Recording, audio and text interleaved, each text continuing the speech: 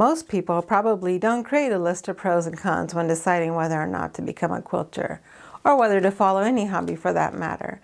But I was at the doctor's office and I created this list. I might as well go over it with you. Hello everyone, this is Shalina. Welcome to my channel, Quilt and Color, where I talk about all things related to art.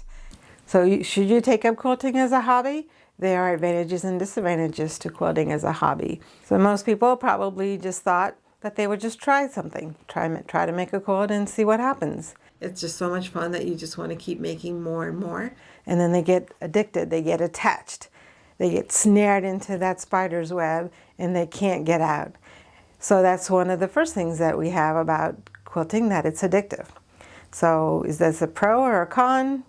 I'm not quite sure about that. I personally like being addicted to quilting, but we'll put it in the con column just to make sure that it looks like we're trying to be fair.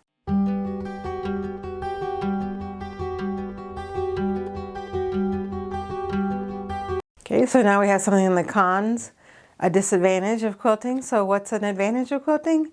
I like the fact that it's relaxing. When you are stitching by hand or by machine, there's a meditative aspect to it. It's relaxing. You reach this Zen-like state.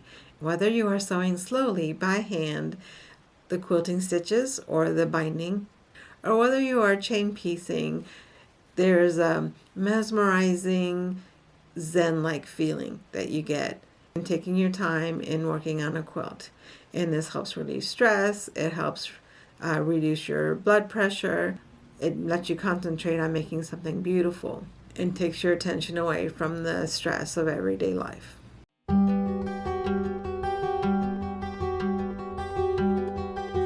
Another advantage is it lets you practice your math skills and keeps your brain active. When you compare, when you're measuring, comparing colors and seeing if the blocks will fit together and deciding all the many decisions that it takes to make a quilt, the color choices and all that, it's really a great way to use your mind and keep your brain sharp. And critical thinking skills, especially if you're designing your own patterns. There's lots of ways that you want to make sure that all your blocks add up together so that it'll come up with the rectangle at the end.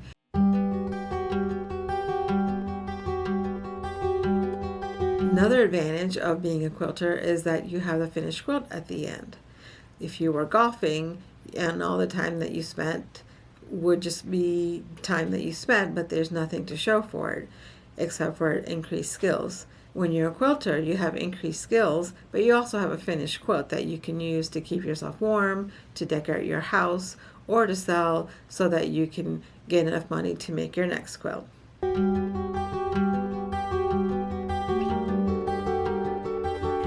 I know we mentioned finished quilts as an advantage. It can also be a disadvantage. If you use your money to go golfing, for example, there's nothing to show for it. Nobody's going to ask you what you're going to do with your finished projects. But if you're making a quilt, there seems to be an implication that you should do something productive with that. So for example, if you make small quilts that aren't going to keep you warm, or if you're going to make quilts that don't match your house or anybody else's house that you know, people are going to wonder, well, what are you going to do with it? That question that keeps coming up, what are you going to do with it?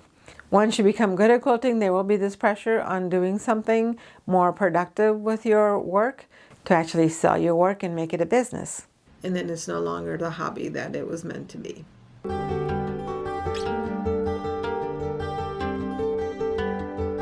Quilting can also be relatively inexpensive. If you use thrifted fabric, if you use fabric that you already have around the house that you're no longer using, you can hand stitch. All you need is a needle and thread to go with that, some scissors, things you probably already have around the house. And also if you're looking at, say, the fabric, purchased fabric can be pretty expensive if you buy it full price. But when you do, if you consider the amount of hours that that quilt is going to take you to make, on a per hour basis, it probably is much cheaper than golfing or many of the other things that you could be making.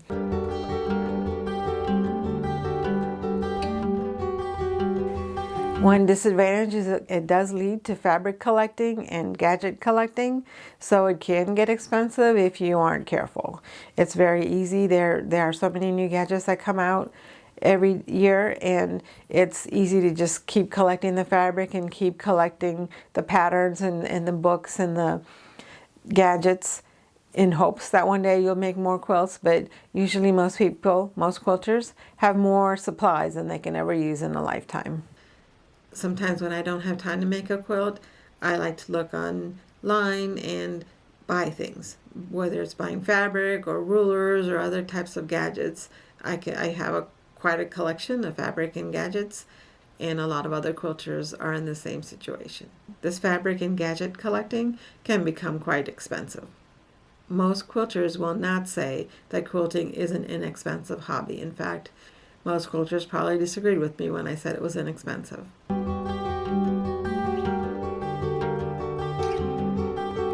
One advantage that I said that is that it takes a lot of time to make quilts, so that it's cheap by the hour. However, it's also a disadvantage because it's very time consuming to make a quilt. So if you're looking to get quick satisfaction, it's kind of hard because it takes me about 8 hours to make a small quilt, and so it's not something that you can just hurry up and get a quilt made quickly. So people don't have the patience for something that takes so long to make.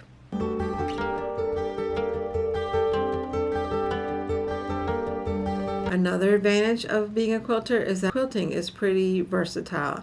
You can quilt when you're by yourself, or you can quilt in groups. So whether you're an extrovert or an introvert, you can still be a quilter. Whatever your preference is, you can make a quilt by yourself, with 1 or 2 friends, with the whole quilting community. It's all up to you. Even if you quilt by yourself, the quilting community is a very nice group of people. I've found that most of the quilters are very supportive of your work and your efforts.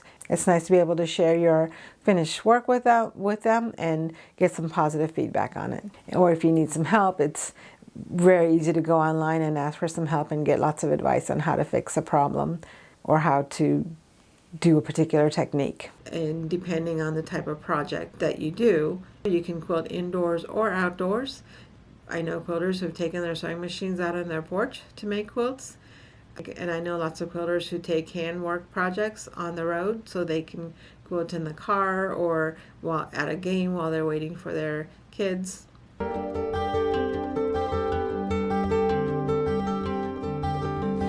All of this collecting can lead to storage problems, whether it's the finished quilts or the fabric or the gadgets or the books that you have.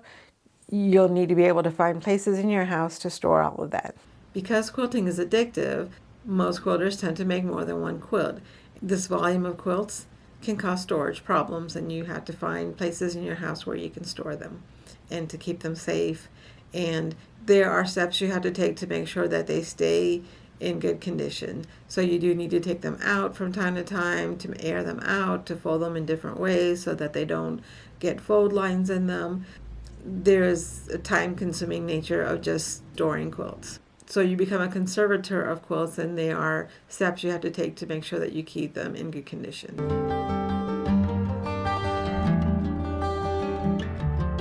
Another advantage is it lets you express your creativity. Because you're making art, it gives you a chance to express yourself and try out different things, and maybe you'll learn something about yourself in the process while you're doing that. And the work that you make is unique to you and is not something that anybody else can just copy.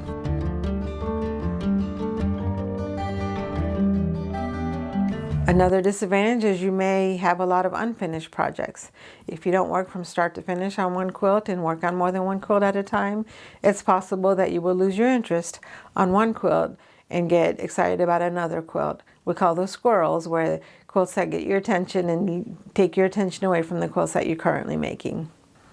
With these unfinished quilts, you may just have come across a frustrating situation, or maybe you just found something else that was more interesting. And it's just really easy to move on to the next quilt before you finish the one that you're currently on.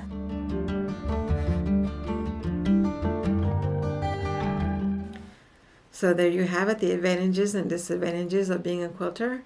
I've tried to give you an unbiased pros and cons list of whether or not you should pick up quilting as a hobby. As you can see, that the list is pretty balanced on the pros and the cons column. And it'll be up to you how you weigh each of the pros and cons, which things that you think are manageable and which ones they are not. To me, the advantages of being a quilter far outweigh the disadvantages, and I'm going to continue to be one. I hope you enjoyed my list, and feel free to let me know in the comments if I missed anything.